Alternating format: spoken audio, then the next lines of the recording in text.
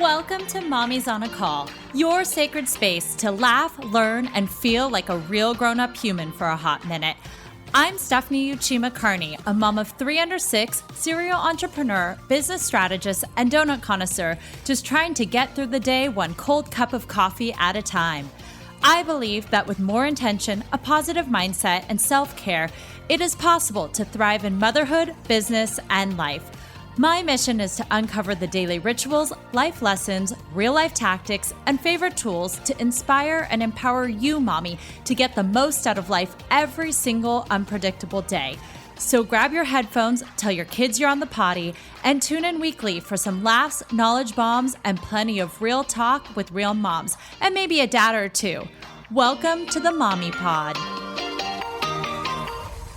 Welcome back to Mommy's on a Call. Today, I'm excited to bring to you Shanna Hocking. Shanna is a thought leader, keynote speaker, podcast host, and author of a forthcoming book on women and leadership, as well as associate VP at a global pediatric hospital. Her expertise has been featured in the Harvard Business Review, Entrepreneur, Chicago Tribune, American Express Business Insights, Today.com, you name it, she's been in it. Shanna is committed to helping women thrive at work and home, which she navigates too as the wife and proud mother of a 7th grader. Welcome. Stephanie, I'm so glad to be here. Thank you for those kind words and introduction. I'm really excited to have someone who's like in it, doing it throughout the pandemic and everything. So I'm going to have to pick your brain on all the things. So first, to start off, I wanted to ask, what was your biggest mom win of the week? Oh, I love this question. So I do win of the week at work, but I haven't really thought about it in a mom context. This is so fun. Okay, I'm going to keep it really real with you from the very beginning. So I was having a really tough day today, and I wasn't feeling like I was as involved in what I needed to be the way I needed to be. And I knew to really refocus, I needed to focus on what matters most. And so I quietly announced to the conference host that I was going to be leaving our session so I could go pick up my son from school. And that's what I did. Now, Stephanie, when I got there, he didn't really feel like talking to me today. So I had to keep that all in check. But I think that's my win of the week, both that I chose to do it, which is a really big deal for me. I don't think I would have done that before the pandemic. And also that I'm not so upset about the fact that he didn't necessarily want to talk to me the whole way home, as I might have been really defensive about that before, because we just have to honor that every day is a new day and they're people too. And he's basically a teenager. And so I know, I know how that is. I think I did one interview where she was like, I learned that with a teenager, you just be quiet. You let them express their feelings, express their emotions, or not talk. And you don't try and mother. So that is an amazing win. And I know you said before the pandemic, you probably wouldn't have done that. What shifted in you to kind of allow yourself and give you that permission to be like, I'm going to do what's best for me right now. And I want to prioritize my family.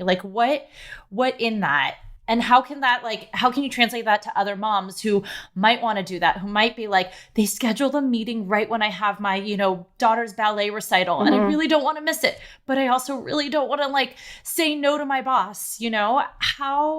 How did you go about, what happened in your mind?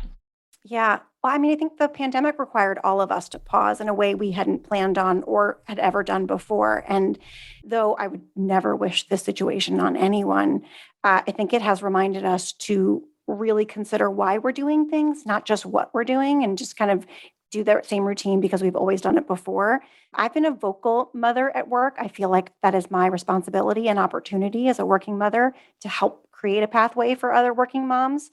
But that didn't mean that I wasn't, late to pick up. It didn't mean that I didn't miss my train because I was staying for another meeting, or I didn't say that I had to go. It didn't mean that I missed school activities. So even though I was doing it all per se, I was still making a lot of sacrifices that I didn't even realize I was making until they weren't there anymore. It just required us to really say, wait, do I have to do that the same way I always have?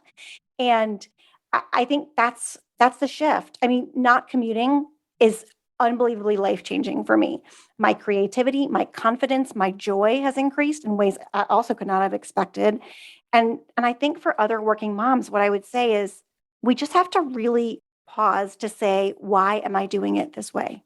What could I be doing differently that would bring me and my family and probably my team more joy?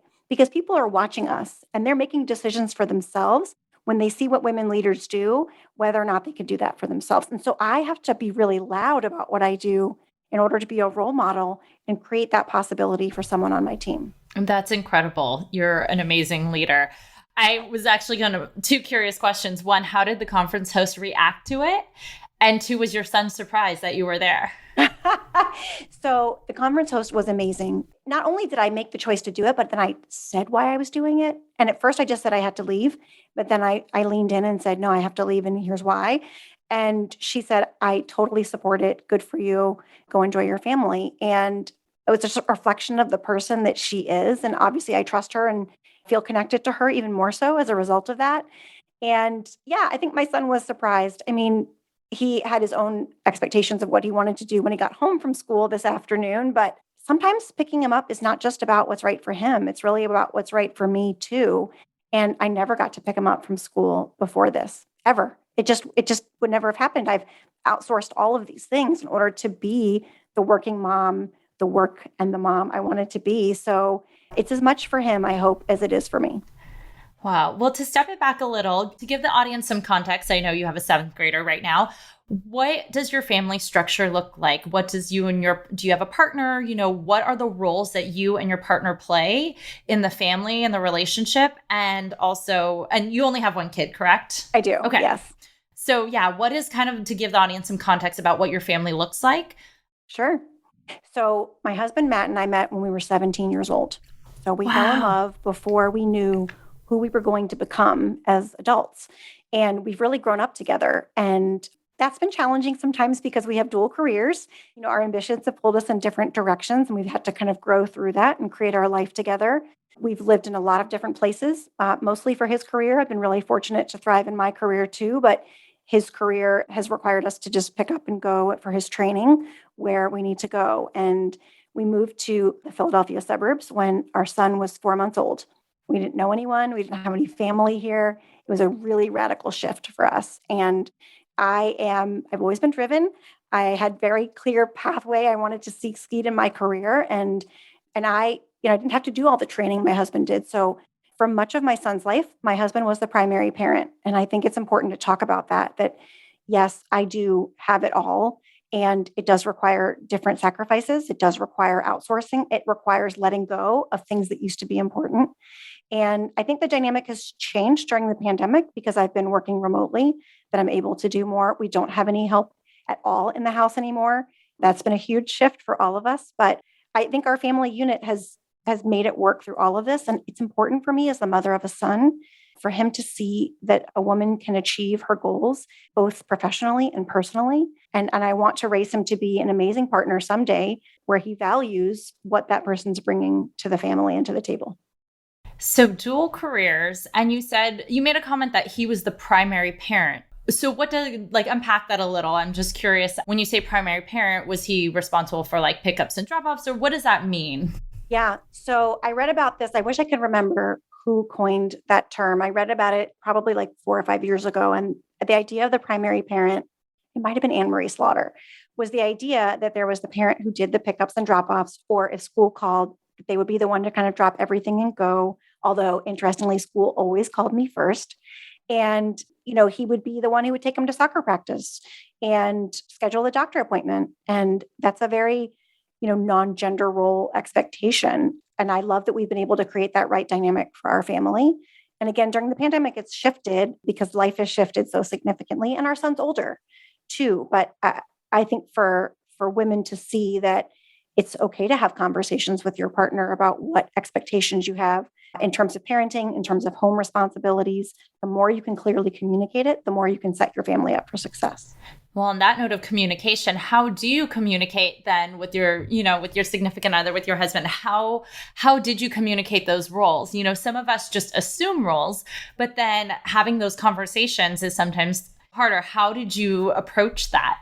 And also say, my career is important to me. I want to do this. We're going to have a kid, or we have a kid. How did you have those conversations? And how do you, on an ongoing basis too, now post-pandemic, where some things have shifted and lifestyle, how do you have those communications and keep it alive with your 17-year-old I know. We've been together almost 25 years. That's crazy. Unbelievable. I know. Your teenage love.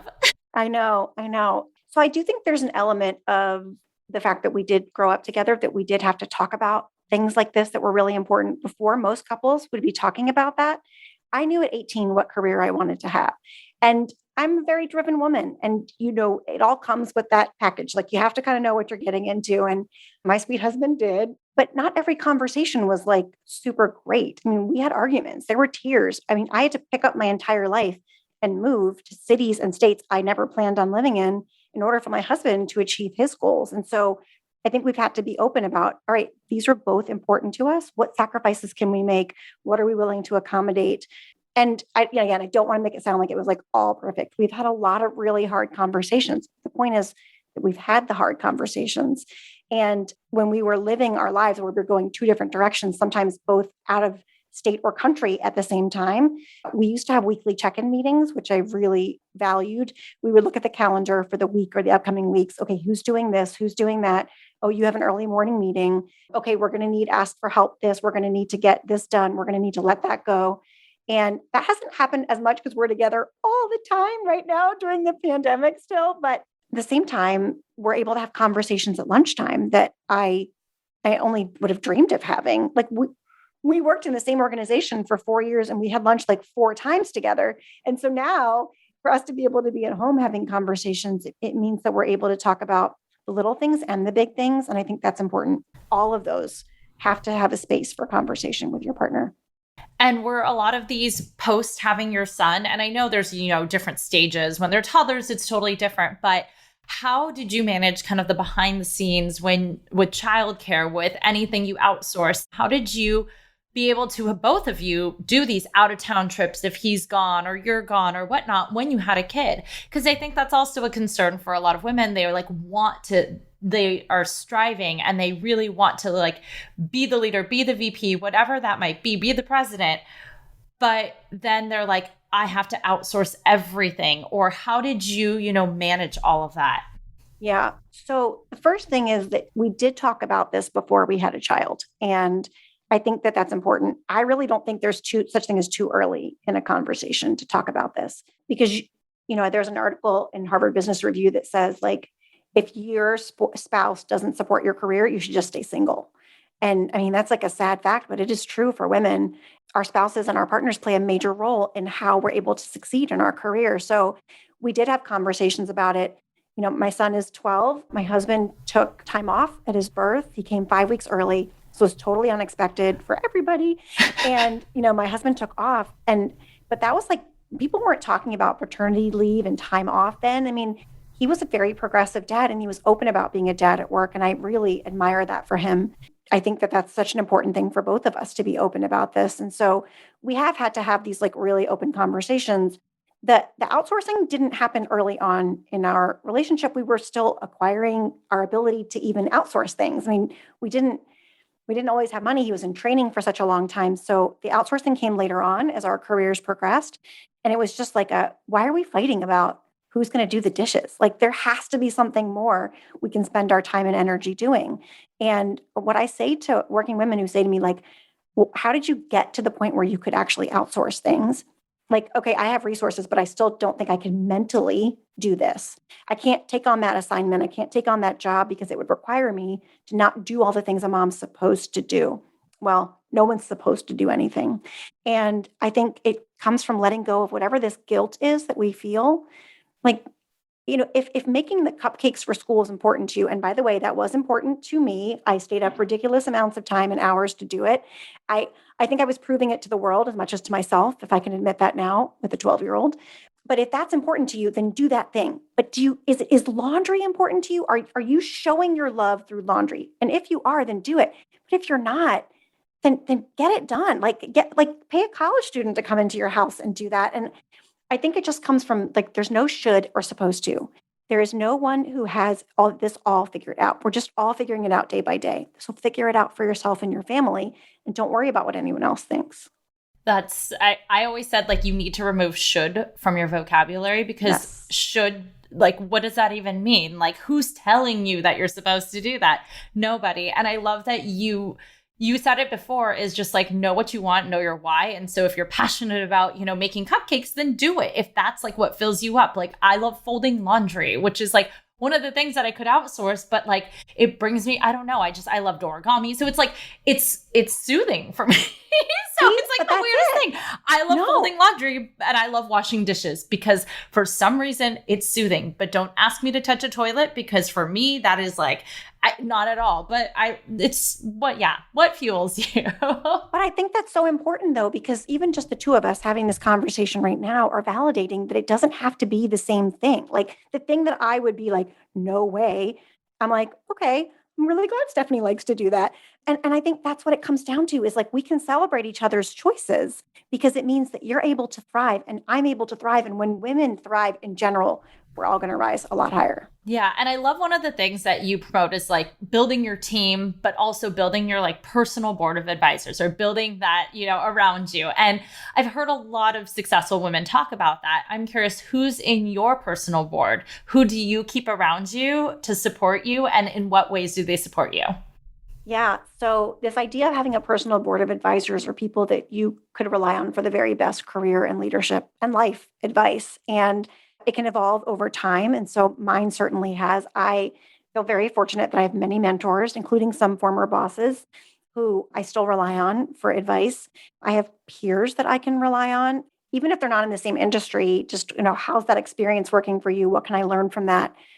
I like to share with people that I have male peer mentors and male mentors. I don't think that women have to only be mentored by women. I think for me, actually having a male mentor helped me like ask for more with my salary negotiation. I think realistically, we should just use everyone's strengths and skills to help learn. So I agree. I was going to say my business coach has always been a male. I've never hired a female. And the reason why is I wanted that other perspective to challenge me, to make me think differently than just almost supporting what I internally believed, but someone to challenge me. And so I love the different perspectives. I mean, it doesn't matter on gender, but yes, they do bring a different kind of perspective, especially when it comes to business in the workplace. Right. And then people I mentor are on my personal board of advisors because I have learned as much from them as I hope I have taught them. And I think it's important to think about the multi-generational aspect of people who are on your board because the world's evolving. And I mean, what we're talking on right now didn't exist 20 years ago. So, or if it did, I definitely didn't know about it. So we have to be able to keep pace with what's happening in the world and always be learning. Because really, the more we can learn, the more that we will be able to understand what's possible for us. And so I love having conversations like this because of it. I'm learning a lot right now. I love it. You talk a lot about how to stay in your job if you're passionate about it, like taking rest and things like that. I'm curious for you, what do you do for rest? What do you do that fuels you, that keeps you going every day so that you are still passionate and fulfilled in what you're doing in your career? Yeah, so I love the term rest, and I use it very broadly, Stephanie, because I think, yes, obviously sleep is rest, and thou shalt sleep. It's very important for all of us, particularly our moms' selves, to be our best selves in all things.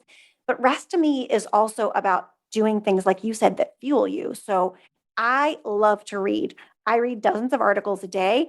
I am always thinking about, like, what's this next thing that I can either share with someone else or apply to my team or apply to myself. And I write a lot. So you very graciously mentioned my book at the introduction. And I am thrilled to have a book coming out next year with McGraw-Hill. It's called One Bold Move a Day, which is the same title as your podcast. As my podcast. Which, by the way, I love your podcast. I mean, 6 minutes and it's just to the point. I love it. I'm all about efficiency and all of that. So I love it. Thank you. Well, for women on the go, that's like sometimes all the time we have in our day. So thank you for that. When I started that in the pandemic, I had really never planned to do a podcast before then. But I think going back to your point about like what fuels you, what gives you energy, knowing that we are serving other people, particularly women, gives me energy. And so when I'm feeling exhausted and thinking, how am I going to do this thing? I remember why I'm doing it. I remember what I could be doing to help someone else. And it gives me another motivation to keep going. And so, but there's also times where I like literally do nothing. I'm not very good at it because I'm always thinking about something, but I think it's okay to just, as my mom says, to just be. What time do you get up in the morning?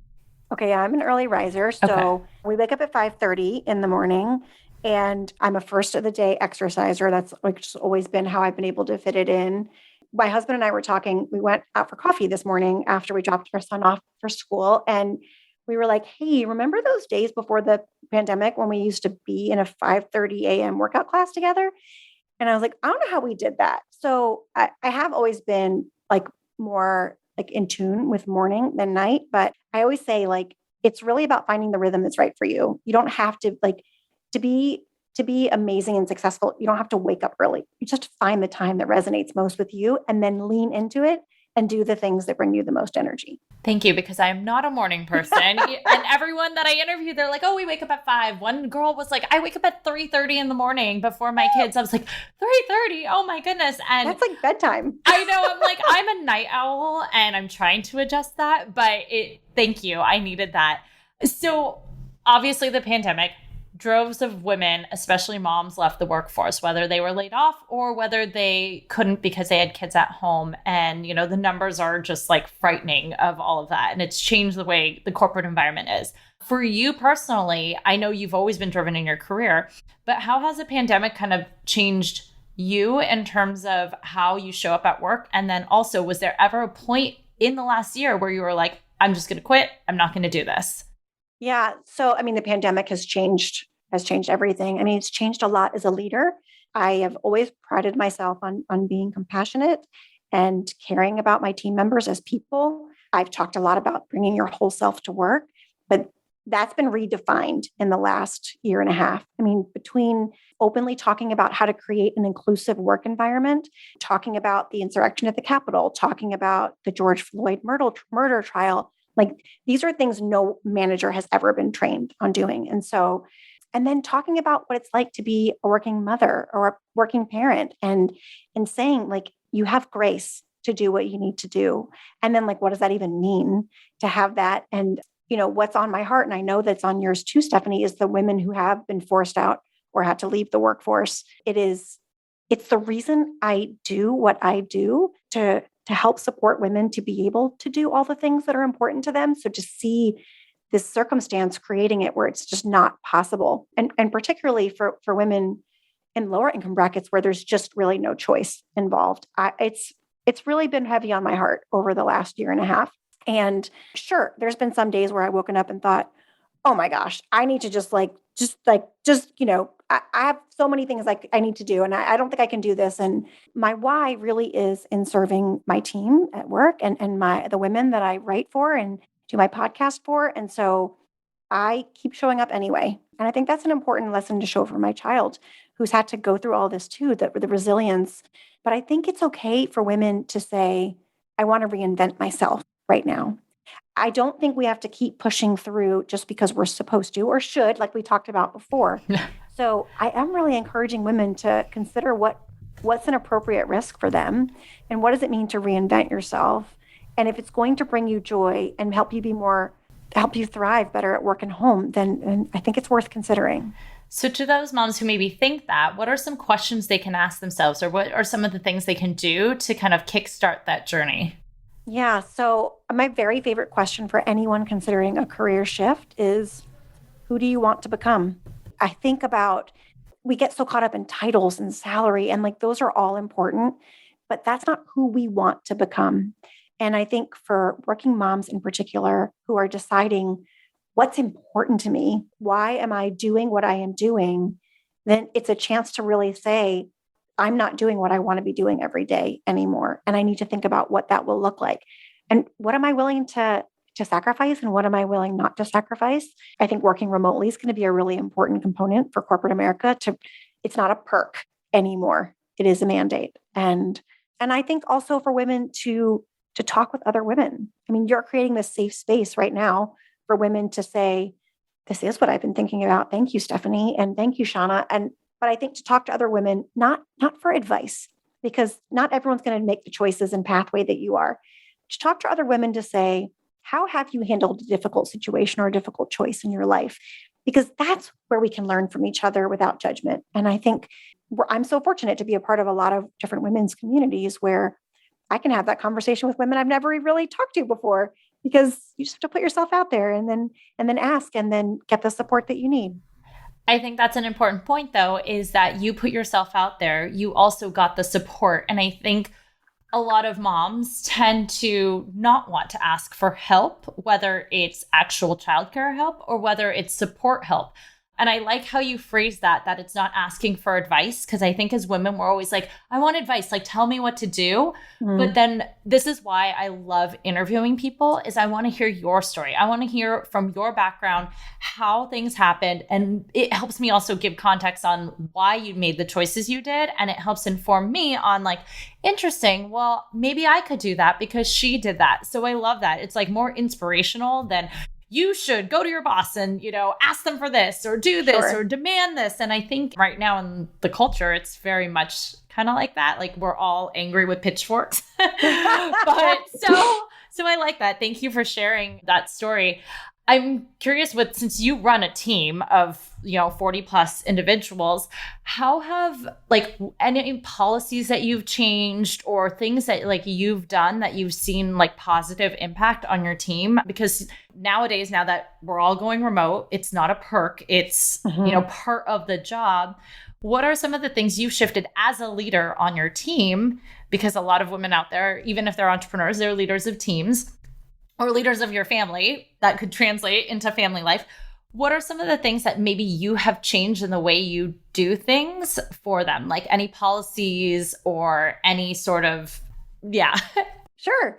So I like to joke that like anything we'd ever done before had to be like thrown out the window and revisited. And I think that is such an important key of leadership anyway, that if you keep doing things the way you've always done, you're not evolving. And people are always growing and evolving. And so I consider myself a student of leadership. So I have read a gajillion articles, as I mentioned earlier, about what's worked for other people, particularly for remote-only companies before the pandemic, so that I could help figure out how to show up as the leader that I wanted to show up. I mean, the first thing is really allowing people to bring their whole selves to work. That's the personal affects the professional. It is always affected it, but we just didn't want to ask for help, to your earlier point.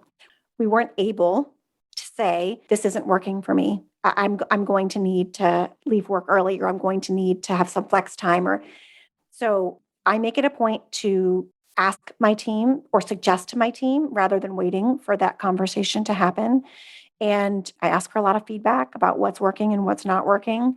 And I lead what's on my heart. I try to say when things are hard for me and what I'm working through, because I want people to know that it's safe and that when I am vulnerable and willing to walk into the discomfort, I'm inviting you to walk into the discomfort with me. We've cried together. We've had hard conversations. We've supported each other.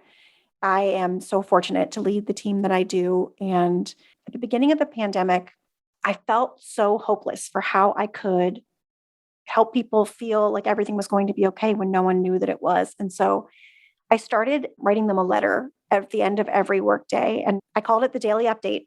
And it was whatever was on my mind, whatever I was thinking about. And then I would try to share like links of fun things to do or TV shows or pandemic purchases. And examples, please. I'm just kidding. so many, too many. And so after several months of doing that, the woman who's like my right hand chief of staff at the office said to me, Shanna, we can't burn you out. We need you to keep leading here. How about we all take turns writing this letter? And it's been one of the most incredible things. Every day, a different team member writes this update, and it's about their life. It's about their family. It's about their work. It's about their projects. It's about their frustrations. It's about an article they read. I cannot overstate how very meaningful this has been to see people really showing up as their whole selves, their truest selves, and then getting like wrapped in just support for whatever it is that they're sharing, or high fives, virtual high fives. So it's not a policy, but I think that what makes us successful as leaders in times of uncertainty is creating meaning, creating purpose, and creating rituals to rely on. That's perfectly said. And I was like, and so we can end it here, but I have a few more questions. So leading a team that's now mostly remote, having them work from home. I know you did kind of an episode on work from home, so I want to touch on a little bit of that. But how, as say, an employee or a leader, really keep empowering those people at home to show up and not, we were saying like, it's great to integrate that and to bring your personal side to work because it gives you more like purpose and fullness. But on the other hand too, sometimes like, we saw during the pandemic, your personal was literally your professional, like everything was integrated. And it affects productivity in some sense. So how have you guys been able to work remotely, but stay productive and on task, I guess, or motivated to keep going? Or how do you manage a remote team, especially as a leader who you're like, I'm not sure what they're doing at home, or I'm not sure, what's on the other side of the screen.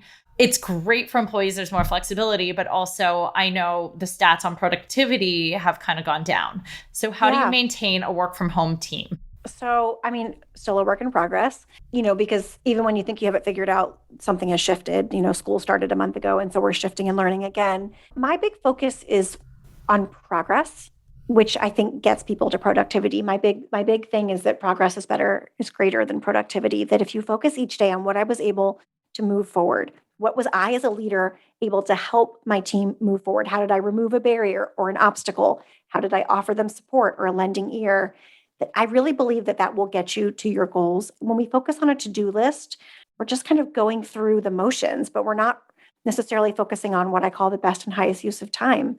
And time is a precious resource, and it's more limited than it's ever been. It's more present than it's ever been. So if you have 15 minutes, are you working on a piece of the project that's like the big thing, the most important thing that you could work on? Or are you writing back 14 emails? And listen, some days I'm writing back 14 emails.